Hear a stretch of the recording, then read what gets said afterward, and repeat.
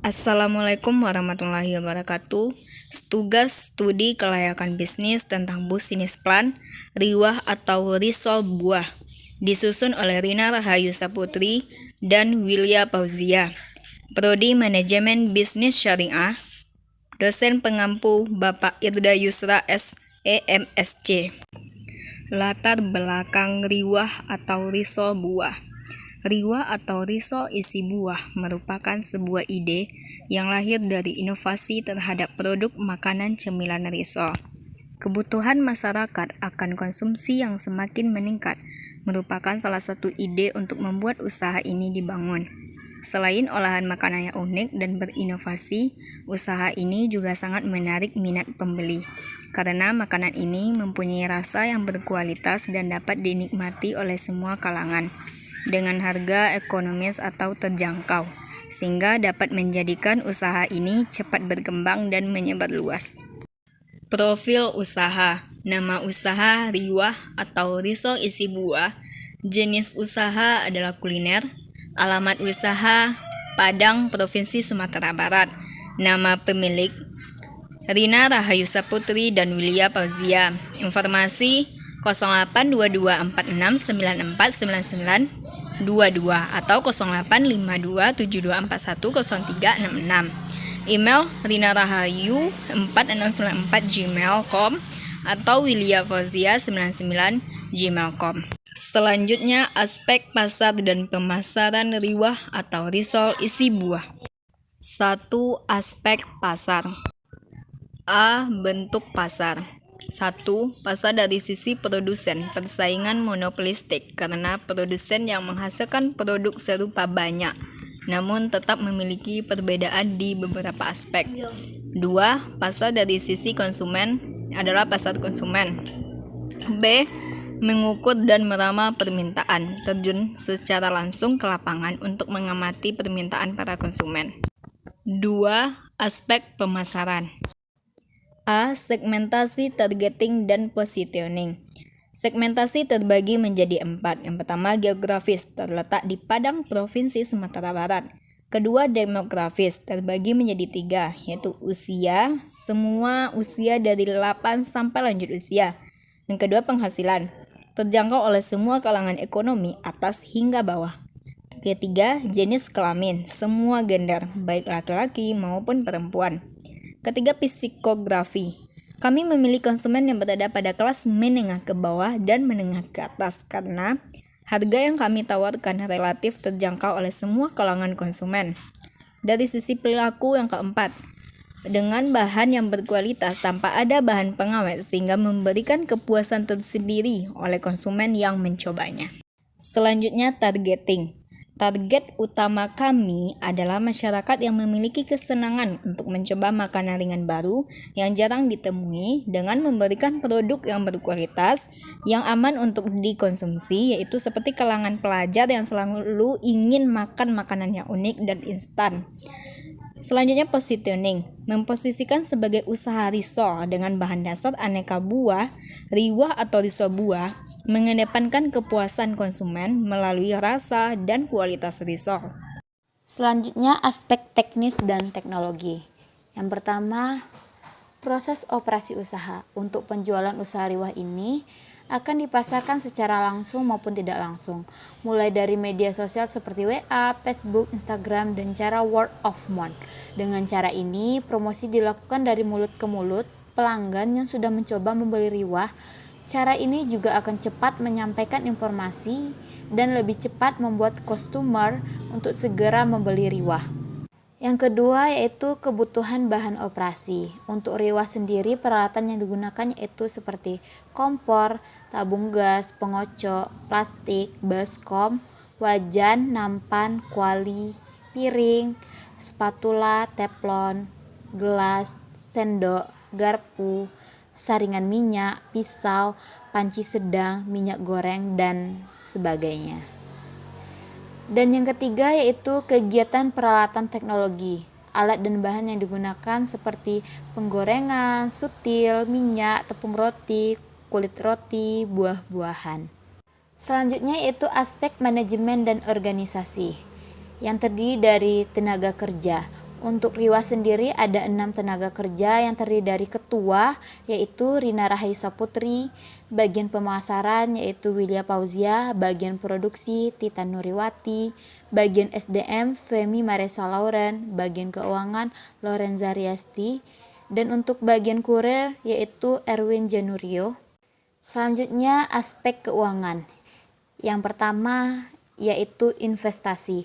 Untuk investasi yang terdiri dari aktiva berwujud yaitu tanah, bangunan, mesin, laptop, kursi dan meja, instalasi listrik, telepon dan air, pelengkapan dapur, ditotalkan jumlahnya 137.700.000 rupiah.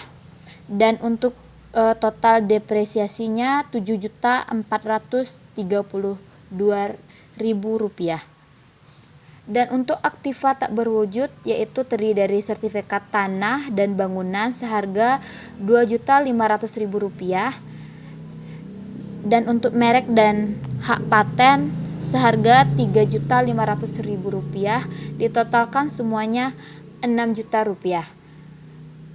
Jadi total keseluruhan total investasi sebesar 80.500.000 rupiah dan total penyusutan 4.160.000 rupiah. Yang kedua yaitu gaji karyawan.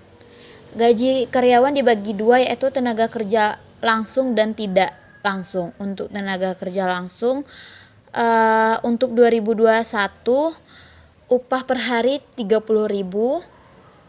Total biaya tenaga kerjanya keseluruhan 45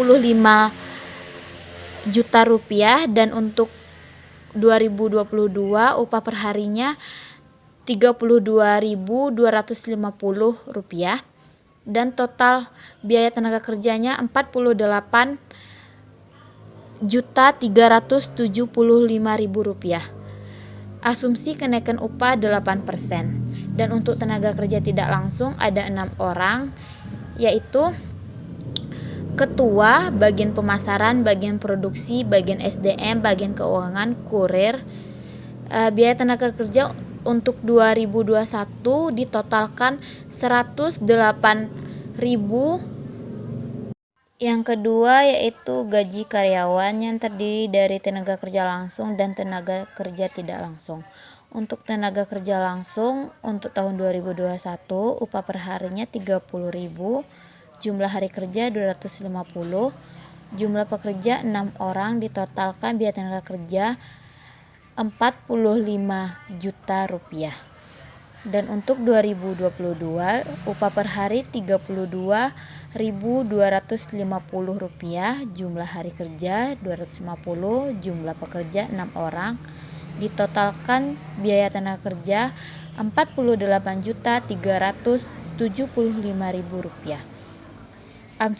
Untuk asumsi kenaikan upah yaitu sebanyak 8%.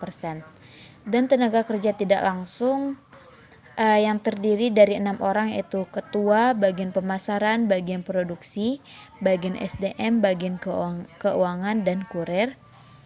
Untuk biaya tenaga kerja pada tahun 2021 ditotalkan biaya tenaga kerjanya sebanyak 108.2021 rupiah, dan untuk 2022 sebanyak 108.2022 rupiah. Untuk asumsi kenaikan gajinya sebanyak 8%. Dan yang ketiga yaitu biaya bahan baku yang terdiri dari 8 biaya. Yang pertama biaya tenaga kerja langsung, biaya tenaga kerja tidak langsung, bahan baku, plastik kemasan, transportasi dan BBM, listrik dan telepon, depresiasi dan amortisasi. Pada tahun 2021 sejumlah 139.340.712 rupiah, dan 2022-nya sebesar 237.558.000 rupiah dengan asumsi kenaikan 8%. Dan selanjutnya untuk kenaikan harganya asumsinya sebanyak 8% yang terdiri dari bahan baku, plastik dan kemasan untuk 2021 sebesar Rp275.000 dan untuk 2022 sebesar Rp295.625. Sedangkan untuk plastik kemasannya 2021 sebanyak 50, 2022 54.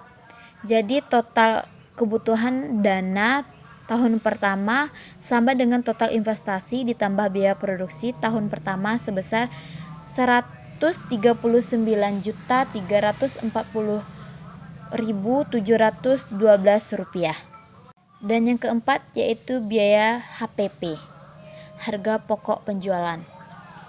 Perhitungan untuk harga pokok produksi dan penjualan yang terdiri dari persediaan bahan baku yaitu persediaan awal, pembelian, saldo akhir ditotalkan sebanyak Rp340.711.81. Dan untuk persediaan barang dalam proses ditotalkan sebanyak Rp103.340.711.81. Sedangkan untuk biaya overhead pabrik yang terdiri dari biaya transportasi dan BBM, biaya listrik dan telepon, biaya depresiasi, biaya amortisasi, biaya administrasi, biaya pemasaran, biaya bunga, biaya tenaga kerja langsung, dan biaya maintenance. Total BOP-nya sebesar Rp15.250.000.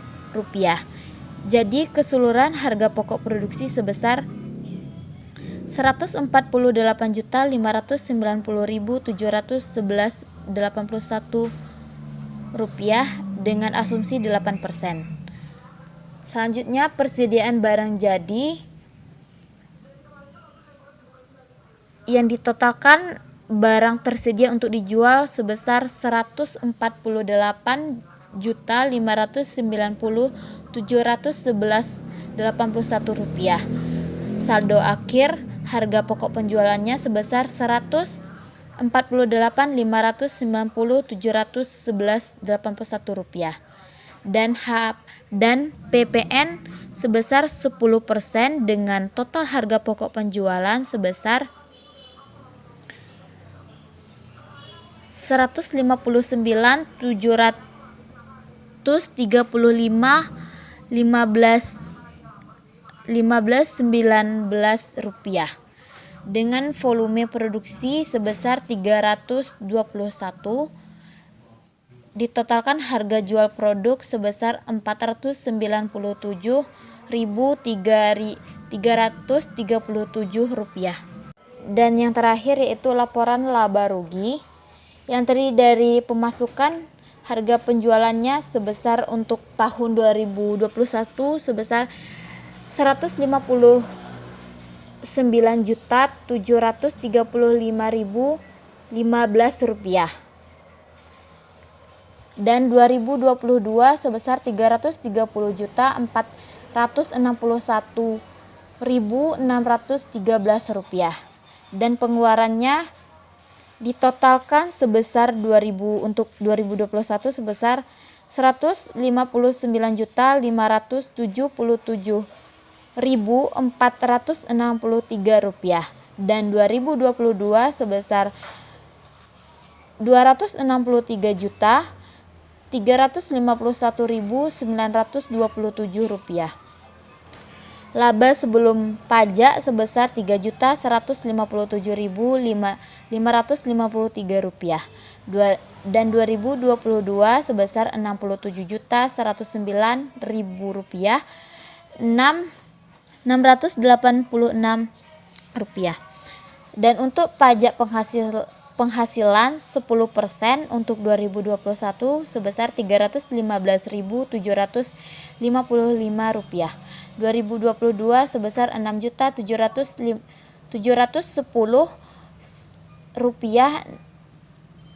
laba setelah pajak sebesar untuk 2021 Rp2.841.797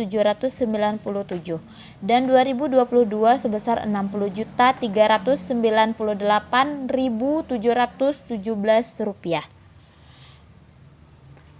Dan untuk harga jualnya sebesar untuk tahun 2021 Rp497.337 dan 2022 Rp534.637 dengan asumsi kenaikan harga jual 8%.